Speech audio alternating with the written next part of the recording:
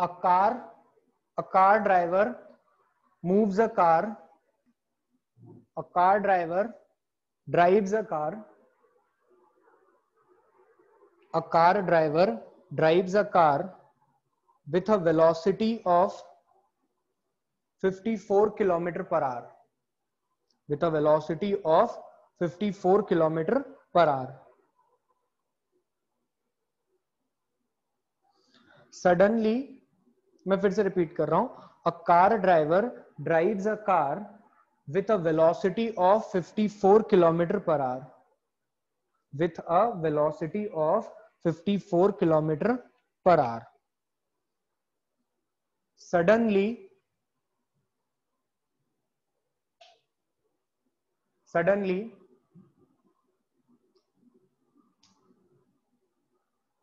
he observed a dog 20 meters ahead. Suddenly he observed a dog 20 meters ahead.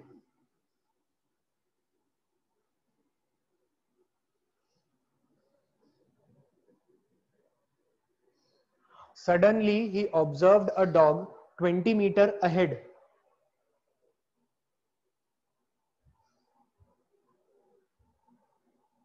Suddenly he observed a dog 20 meters ahead.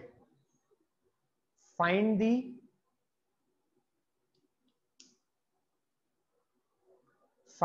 number one. Find the number one.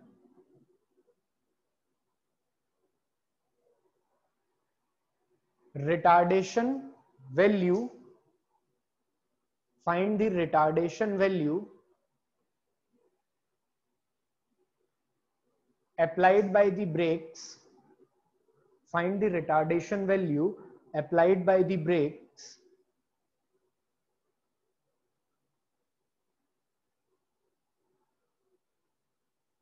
to save the dog. To save the dog. Safe नहीं. To save the dog. To save the dog.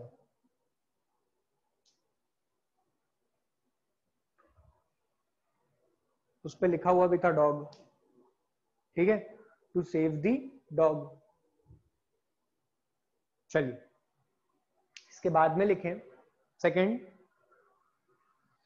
if the retardation offered by the brake is next question लिखिए. if the retardation offered by the brake is 1 meter per second square. if the retardation offered by the brake is 1 meter per second square, will this acceleration is sufficient? Will this deceleration is sufficient to save the dog? Will this acceleration is sufficient to save the dog? चलिए solve कीजिए सभी लोग इतना.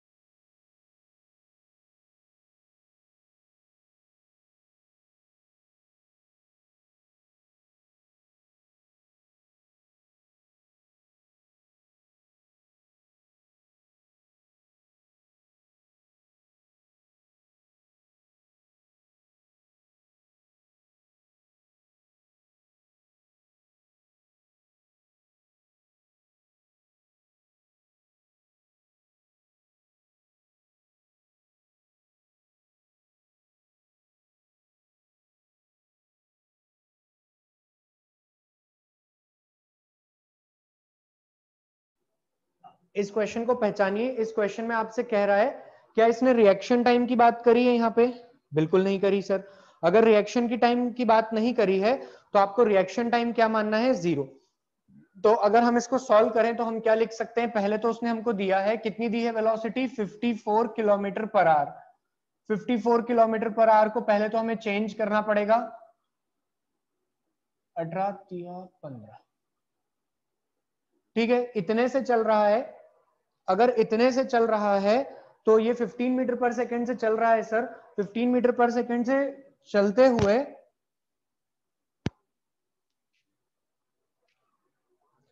अभी clear है या अभी clear है? 1 या 2?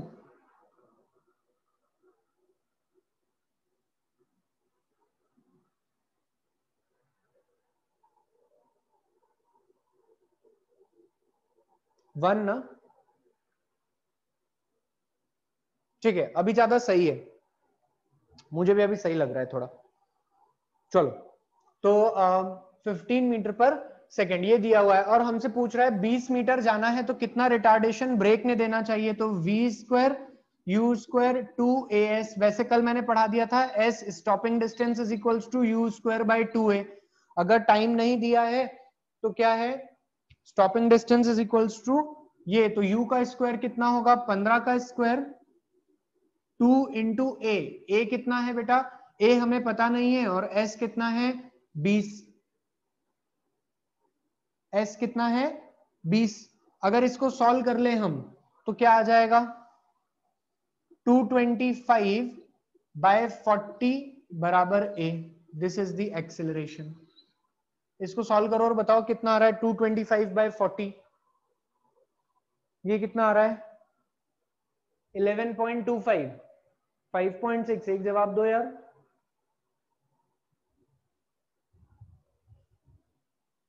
5 4 जा 25, 5 8 जा। इसको सॉल्व कर लो 45 बाय 8 को। 8 5 5.6 कुछ आएगा। 5.6 मीटर पर सेकेंड स्क्वायर। तो second part of the question में क्या पूछा है कि यदि एक्सेलरेशन रिटार्डेशन 1 मीटर पर सेकेंड स्क्वायर होता तो क्या वो डॉग सेव हो पाता? नहीं। आई ना बात समझ में? 1 और 2 दोनों समझ में आया? स्टॉपिंग डिस्टेंस एकदम आसान है, इसमें कुछ भी ऐसा नहीं है। क्लियर है सभी को अच्छे से? कहीं कोई दिक्कत हो तो बोलो। चलिए, इससे और थोड़ा सा आगे चलेंगे हम लोग। कुछ क्वेश्चन मैं आज और प्रैक्टिस कराऊंगा। आज मैं आपको मैक्सिमम जितने अपनी साइड से प्रैक्टिस करा सकता हूं उतने करा रहा हूं। उसके बाद में आप लोगों को मॉड्यूल सॉल्व करना है, ठीक है? तो लिखिए,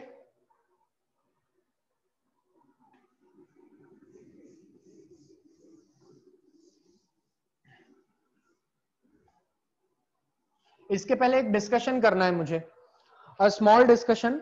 आप लोगों को सबको सोचना है। अरे अथर्व ठीक है बेटा, अभी नहीं। आप लोगों को सबको सोचना है। हाँ निधि, मैं वहीं आ रहा हूं, शांति तो रख। मैं बोलूं? दो चीजें लिख रहा हूं मैं बोर्ड पे।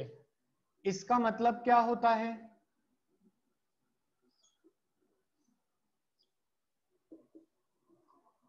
इसका मतलब क्या होता है? थोड़ा सोचिए और बताइए मुझे कि इन दोनों टर्म का मतलब सेम है या अलग अलग है। अगर अलग अलग है तो क्या अलग अलग है, और सेम है तो कैसे सेम है? आराम से सोचो, 1 मिनट का टाइम लो और जवाब दो मुझे जल्दी से। तो इसके बारे में हम क्या लिख सकते हैं? हम यहां पर देखो, इधर देखो, इसका क्या मतलब होता है? पहली बात तो they both are not equal, ये इक्वल नहीं है। अब ये टर्म्स क्या क्या है समझते हैं। इसे क्या कहते हैं बेटा? Rate of change of velocity with time. It is the rate of change of velocity with time का मैग्नीट्यूड, अर्थात एक्सेलरेशन, मैग्नीट्यूड ऑफ एक्सेलरेशन। क्या कहेंगे इसको? Magnitude of acceleration. क्लियर हुई ये बात सभी को? इसे क्या कहेंगे? Magnitude of acceleration. जो मैं बोल रहा हूं वो ज्यादा इंपॉर्टेंट है तुम्हारा चैट पे कुछ लिखने से। समझे ये लोग, सभी लोग इस बात को? इसको क्या कहेंगे हम लोग? पहली बात तो ये कि यहां पर मैग्नीट्यूड सिर्फ इस पार्ट का लिया है, इसका मतलब वेलोसिटी का मैग्नीट्यूड दैट इज स्पीड, किसी भी पॉइंट पे वेलोसिटी का मैग्नीट्यूड दैट इज स्पीड। तो स्पीड अपॉन टाइम है ये। मैंने कभी भी पूरा फिजिक्स पढ़ाते हुए आप लोगों को स्पीड अपॉन टाइम कुछ नहीं पढ़ाया। मैंने वेलोसिटी अपॉन टाइम को बोलना सिखाया है एक्सिलरेशन। क्या बोलना सिखाया है? Velocity upon time is acceleration, ये मैंने बोलना सिखाया है क्लास में। लेकिन मैंने स्पीड अपॉन टाइम कुछ भी बोलना नहीं सिखाया। तो इसको सिंपली कहोगे this means magnitude of velocity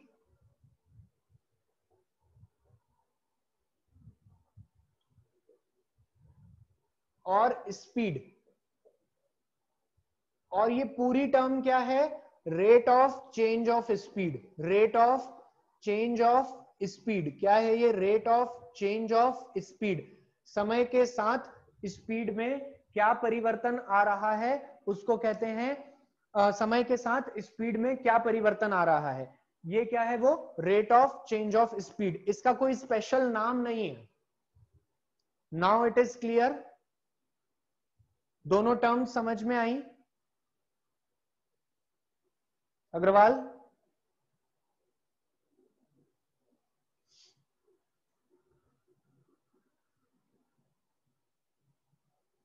है ना? अब मेरा नेक्स्ट क्वेश्चन है, एक सेकेंड है ना, रुको। मेरे दिमाग में एक क्वेश्चन है जिसका जवाब दीजिएगा आप लोग, सभी लोग मेरे को, है ना? तो क्वेश्चन ये है,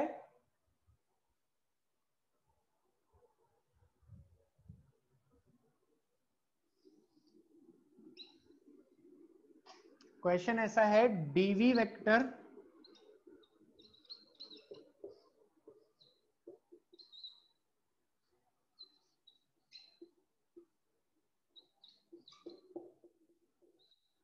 दूसरा है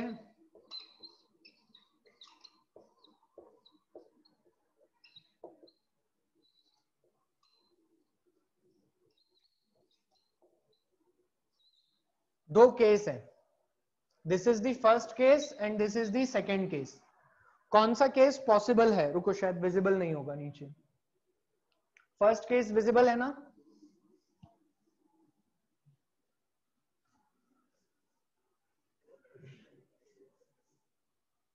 सेकेंड लिख लो।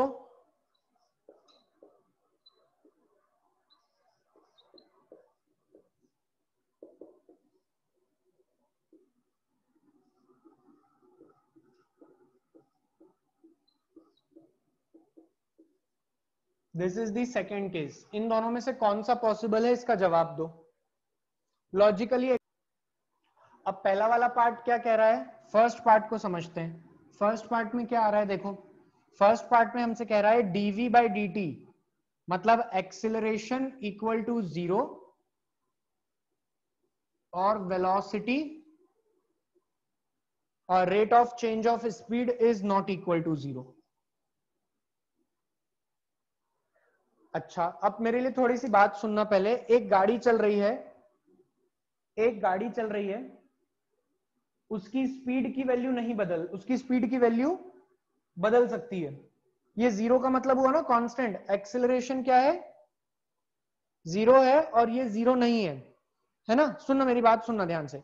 यहां पर वैल्यूज चेंज हो सकती हैं, इस वाले पार्ट की वैल्यूज चेंज हो सकती है।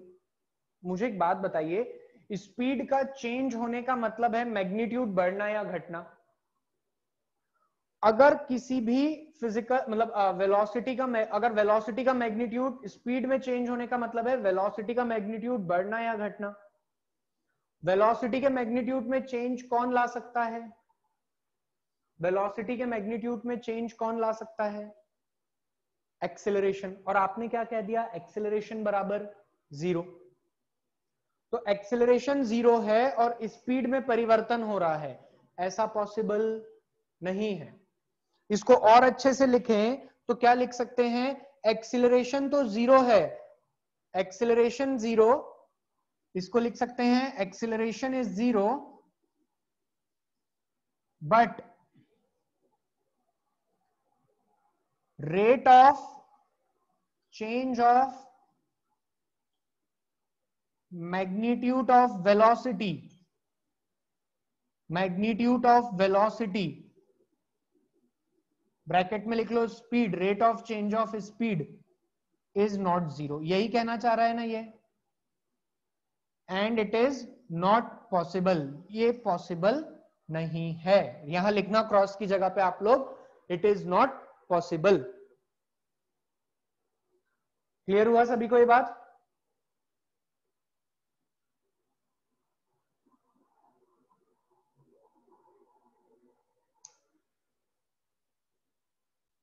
Second part of the question क्या कह रहा है, देखो सर, अगर हम ध्यान से देखें ना तो second part of the question कह रहा है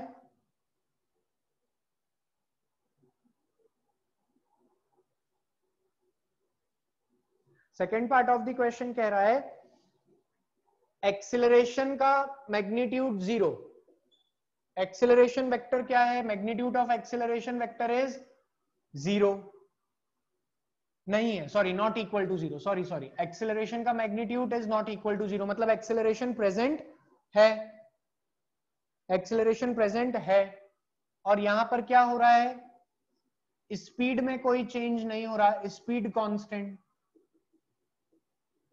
समय के साथ स्पीड नहीं बदल रही।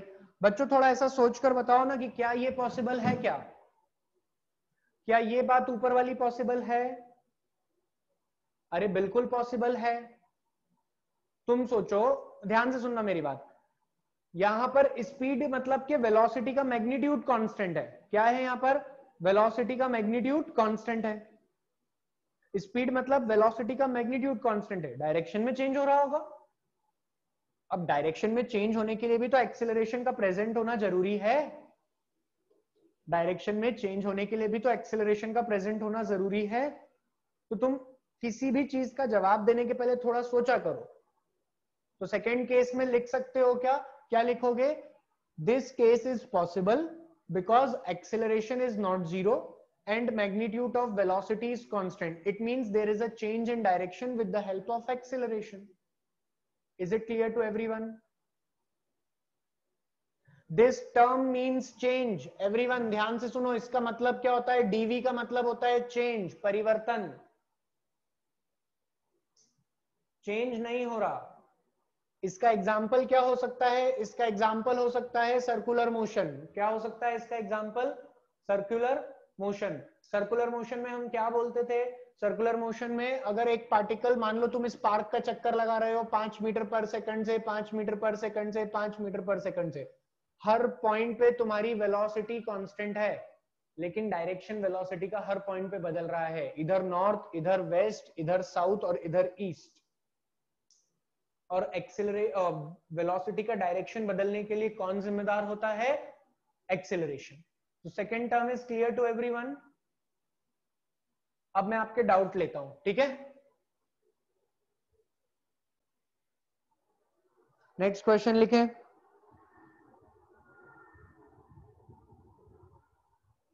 अब गाड़ी ही ना चले तो एक्सेलरेशन भी नहीं होगा, वेलोसिटी भी नहीं होगा, ऑब्वियसली ये गाड़ी दिन भर यहां खड़ी हुई है, तो किस बात का एक्सेलरेशन और किस बात की वेलोसिटी, आई बात समझ में? तो मतलब ये तो कोई बात ही नहीं हुई ना, फिर तो पढ़े ही क्यों, फिर तो ना काइनेमेटिक्स, ना डिस्टेंस, ना डिस्प्लेसमेंट, फिर तो पढ़े ही क्यों, फिजिक्स ही नहीं, मैकेनिक्स ही नहीं।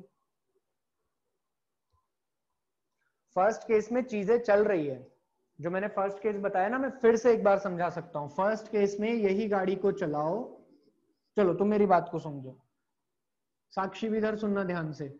फर्स्ट केस में गाड़ी चल रही है 7 मीटर पर सेकंड से, यहां पर भी कितने से चल रही है, 7 मीटर पर सेकंड से। जल्दी बोलो एक्सेलरेशन कितना होगा? सर एक्सेलरेशन होता है v final minus v initial upon t final minus t initial.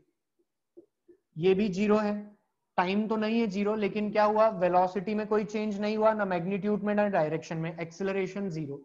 तो फर्स्ट केस में यही तो लिखा था, dv बाई dt बराबर जीरो, तो एक्सेलरेशन जीरो, ठीक है। अच्छा, इसका क्या मतलब होता था, इसका मतलब होता था स्पीड, क्या होता था, स्पीड का टाइम के साथ वेरिएशन। टाइम के साथ वेरिएशन मतलब जीरो पर, यहां पर स्पीड 7, तो यहां पर समय जैसे कि बढ़ता गया तो स्पीड बढ़ना चाहिए थी, लेकिन क्या स्पीड बढ़ी? क्या नहीं बढ़ी।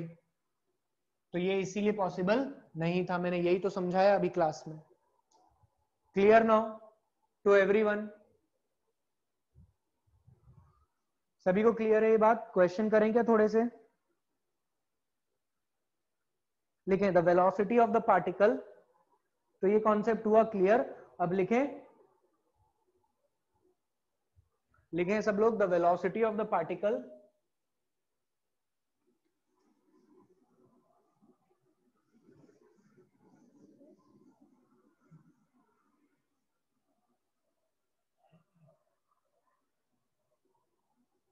the velocity of the particle moving along a straight line, the velocity of the particle moving along a straight line is given as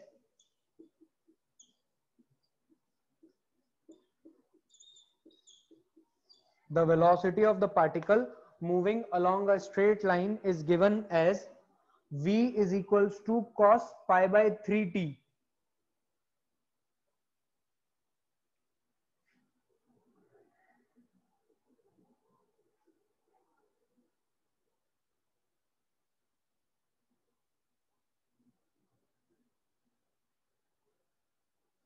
Calculate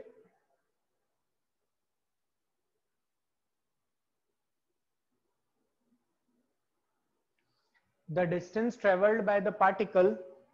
Calculate the distance traveled by the particle in t equal to 0 to t equal to 1 second. T equal to 0 to t equal to 1 second. Calculate the distance traveled by the particle between t equal to 0 to t equal to 1 second.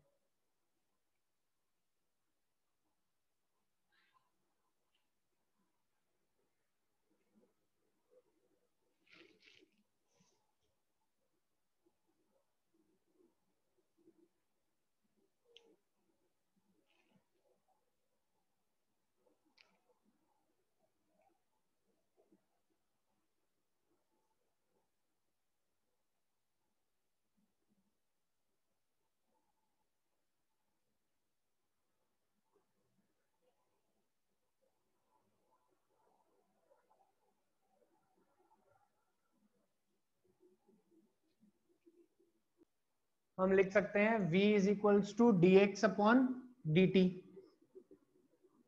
v into D T बराबर dx. v into D T बराबर dx. इसे integrate कर देते हैं तो distance travelled by the particle आ जाएगा from 0 to x चला होगा और t बराबर 0 से t बराबर 1 के बीच में. अच्छा, जब कभी भी ऐसी सिचुएशन आ जाए तो इंटीग्रेट करो cos pi by 3t into D T 0 to 1. ये क्या cos ax का इंटीग्रेशन है? ax dx का क्या होता था इसका इंटीग्रेशन? बताओ यार. cos ax dx का इंटीग्रेशन क्या होता था? सभी लोग जवाब दो. sin ax अपॉन में a. क्या होता था? sin ax अपॉन में a. क्या लिखते थे हम? sin ax अपॉन में a. माइनस आता था क्या? सही है ना इतना? ठीक है, चलिए. तो अगर मैं यहां पर देखूं तो यहां पे क्या हो जाएगा? ये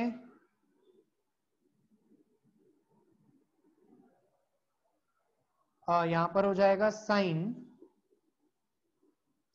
पाई by 3 t whole divided by pi by 3 sine ax upon में a. वैल्यू रखनी है 0 से 1 तक, तो रखो ना यार वैल्यू.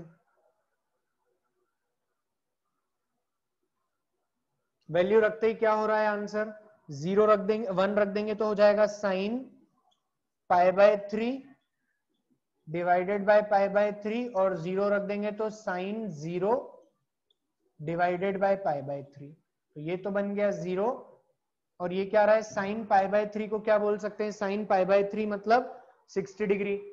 तो root 3/2 divided by pi by 3. So the answer is 3 root 3 by 2 pi.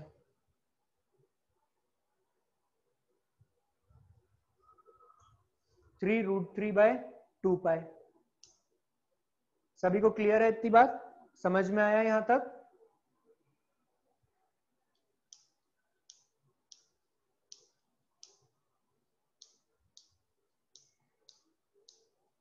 लिखें इस क्वेश्चन को.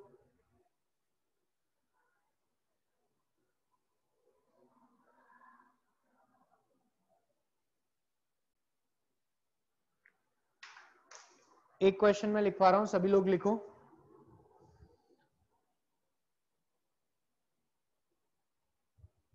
अरे साइन 0 बाय पाई बाय 3 है यार.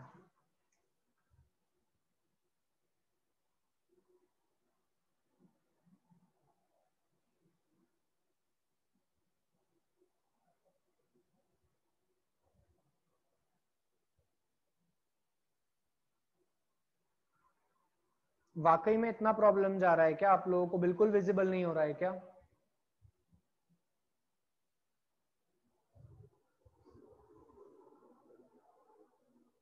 मतलब बहुत एक्सट्रीम लेवल पे प्रॉब्लम जा रहा है क्या? मैं चेक करता हूं, पहले क्वेश्चन लिखिए सब लोग. A car accelerate from rest at a constant acceleration alpha. A car accelerate from rest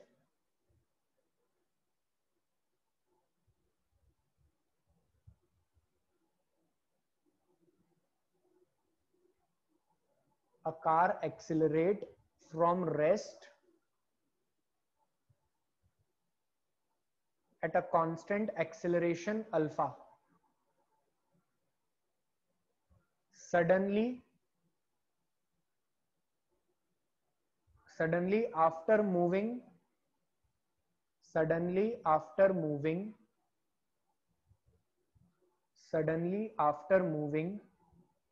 it deaccelerate at a constant rate beta. It deaccelerate at a constant rate beta. It deaccelerate at a constant rate beta.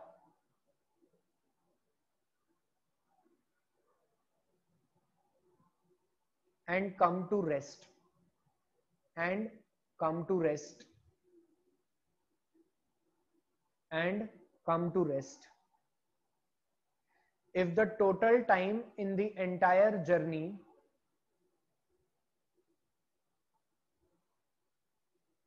is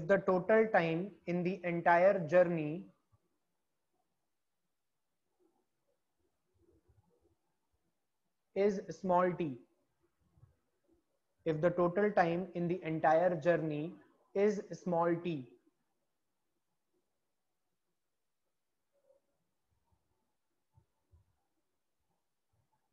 if the total time in the entire journey is small t, find the maximum velocity acquired by the car is. Find the maximum velocity acquired by the car. Find the maximum velocity acquired by the car. Find the maximum velocity acquired by the car. Find the maximum velocity acquired by the car. और मैंने वापस कुछ भी नहीं किया, not even a single change in the setting.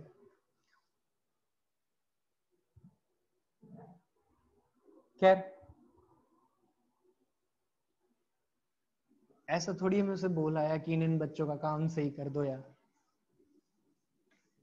खैर कोई नहीं.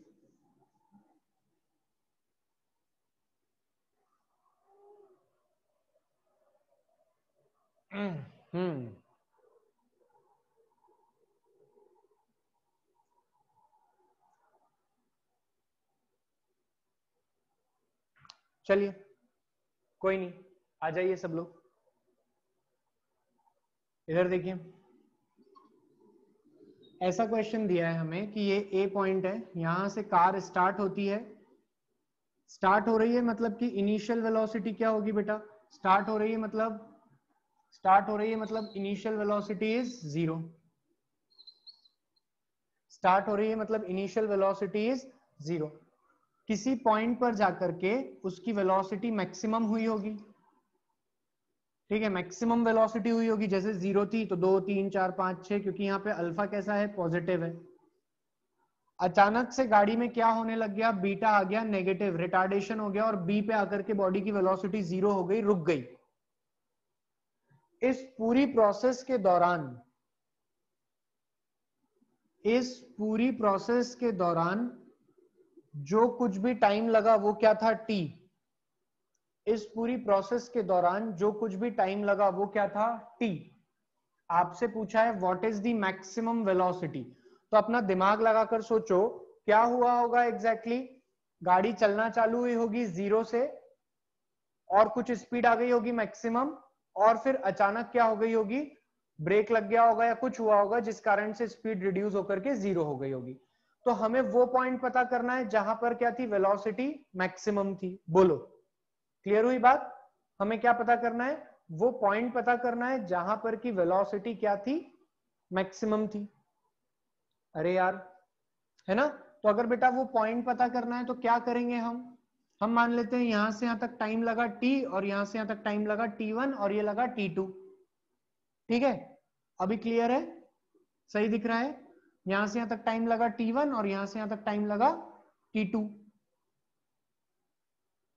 ठीक है। तो हम क्या करते हैं, यहां पे मान लेते हैं कि मैक्सिमम वेलोसिटी हो गई होगी v, क्या हो गई होगी maximum velocity v, initial velocity भी 0 है और यहां पर b पर पहुंचने पे भी वेलोसिटी हो गई 0। तो हम तो टाइम निकालते हैं, फॉर a टू x नाम देते हैं, फॉर a टू x के लिए क्या करेंगे हम, a टू x के लिए लिख सकते हैं v is equals to u plus alpha t1, u 0 हो गया तो v अपॉन में अल्फा बराबर t1, ठीक है बच्चों। सेकेंड पार्ट के लिए क्या लिख सकते हैं अपन, इस पार्ट के लिए for x to b v is equals to u plus u minus beta t। Minus क्यों लिया सर आपने, क्योंकि माइनस क्यों लिया, क्योंकि सिचुएशन क्या है, अब रिटार्डेशन की है। फाइनल वेलोसिटी 0, इनिशियल वेलोसिटी इसके बराबर हो जाएगी, माइनस v माइनस बीटा बराबर t2। और हमें पता है t बराबर क्या है, t1 प्लस t2। t1 बराबर कितना हो गया, v बाय अल्फा, t2 बराबर कितना हो गया, v बाय बीटा। हमसे v की वैल्यू पूछी है ना, तो मैं इसे क्या लिख सकता हूं, v कॉमन ले लूं तो अल्फा प्लस बीटा अपॉन में alpha beta equals to t। तो मैक्सिमम वेलोसिटी कितनी हो गई, मैक्सिमम वेलोसिटी v बराबर alpha alpha beta t whole divided by alpha plus beta. This is the answer. बोलो ना यार बच्चों, क्लियर है सभी को ये कहानी, किसी को कोई दुख।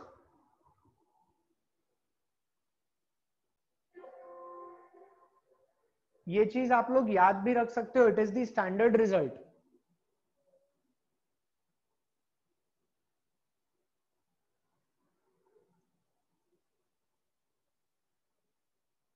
ये एक स्टैंडर्ड रिजल्ट है जो कि आपको याद भी रख सकते हैं आप लोग।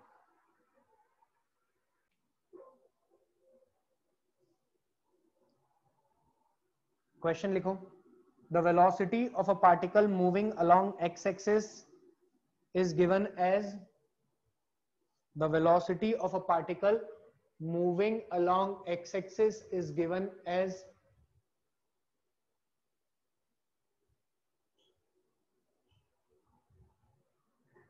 equation visible है, the velocity of a particle moving along x-axis is given as,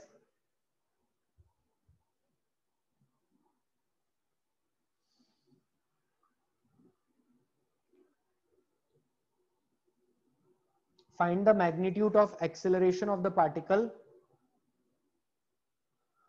find the magnitude of acceleration of a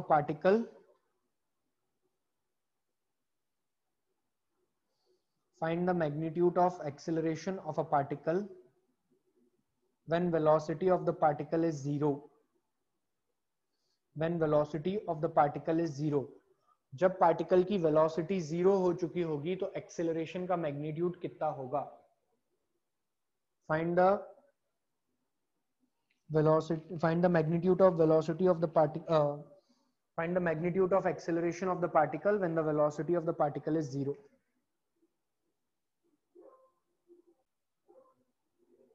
अगर मैं सॉल्व करूं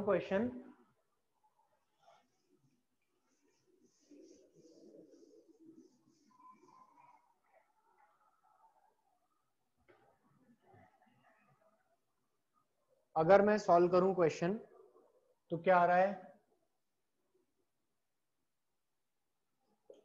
a as a function of x दिया है. क्या दिया है? a as a function of x. यदि a as a function of x है तो a dx is equals to v dv. Sorry, velocity as a function of x है तो a की वैल्यू क्या आएगी? v into dv by dx.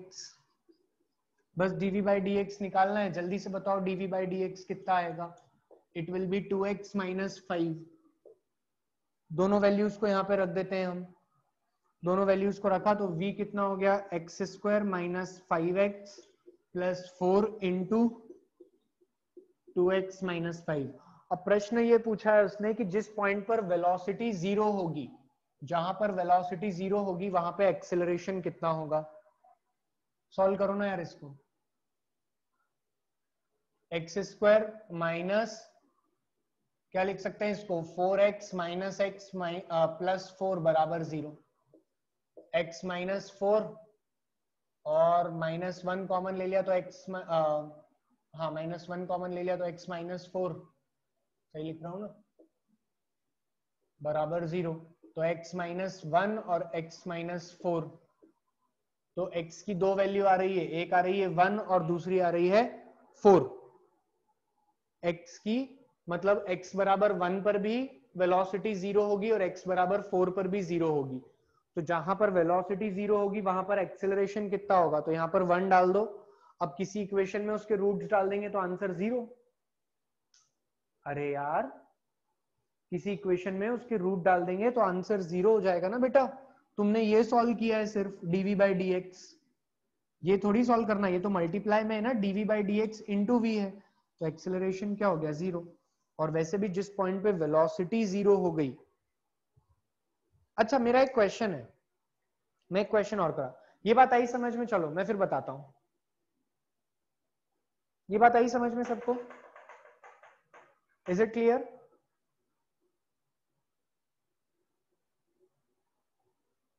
अरे क्या है, मैंने डिफरेंशिएट ही तो कराया यार.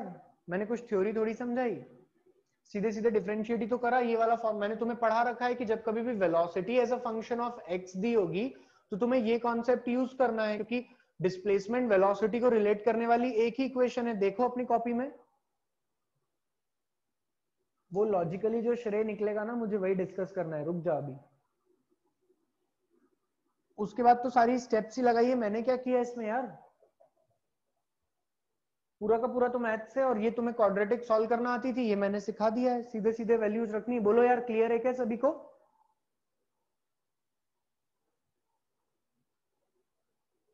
अच्छा, मेहुल अब क्लियर है? मतलब अरे यार, यहाँ वैल्यू डालना. x की वैल्यू डाल 1 माइनस 5 प्लस 4, क्या हो जाएगा? ये 0. तो ये एक्सेलरेशन की वैल्यू है ना, ये एक्सेलरेशन का ही फॉर्मूला निकल कर आया है ना. कैसी बात कर रहा है यार? कुछ भी प्रश्न पूछ लेता है कभी कभी. चलो, तो यहां तक की कहानी हम लोग समझे. मेरा एक क्वेश्चन है कि कभी तुमने ऐसा देखा होगा, अगर एक्सेलरेशन नेगेटिव हो जाए, एक इक्वेशन लिखता हूं मैं डिस्प्लेसमेंट की, तुम लोग सोचना आज. 3t minus T cube, this is the equation of displacement. This is the equation of displacement. ये वाला क्वेश्चन सबने लिख लिया ना? हाँ, फाइनल आंसर 0 है। वाह बेटा वाह, शानदार। ये लिख लिया ना? मेरे को रब कर दें दो, मेरे को एक काम की बात और सीखनी है, सिखानी है मतलब। ये लिख लिया ना? अरे हाँ ना बोलो।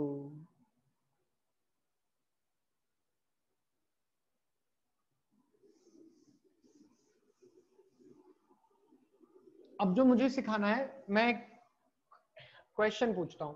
ये इक्वेशन गिवन है, क्या है ये इक्वेशन? गिवन है।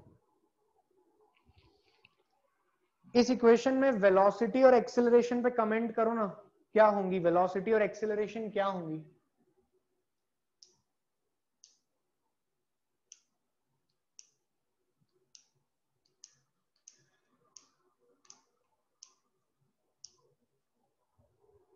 बताओ वेलोसिटी और एक्सेलरेशन क्या होंगी?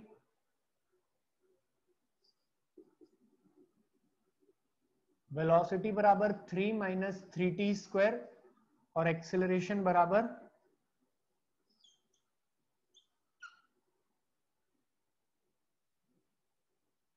ऐसा होगा क्या? अभी इसको स्क्वायर ले लेते हैं अपन, तो ये 2t,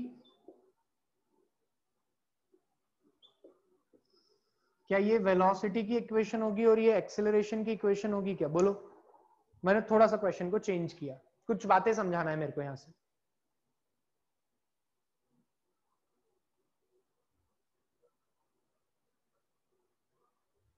ठीक है, अब मुझे बताओ, क्या ये पार्टिकल आगे चलेगा या पीछे चलेगा? क्या आगे चलने पे इसकी वेलोसिटी कम होगी? मान लो ये t बराबर 0 से गाड़ी चालू हुई, मैं तो कुछ तुम्हें होमवर्क के लिए दे के जा रहा हूं, थोड़ा सोचना। ये गाड़ी t बराबर 0 से चालू हुई, ये गाड़ी t बराबर 0 से चालू हुई, जो कि ऐसी इक्वेशन फॉलो करती है। गाड़ी चालू होते ही क्या होगा तुम्हें सोचना है। एज द व्हीकल स्टार्ट, क्या होगा तुम्हें सोचना है। क्या कभी वेलोसिटी 0 हो पाएगी, सोचना है। और दूसरा सोचना है, वेलोसिटी के 0 होने के बाद what will happen once the velocity become 0, उसके बाद क्या होगा। ये सोचना नेक्स्ट क्लास में यहीं से स्टार्ट करूंगा। Is it clear to everyone?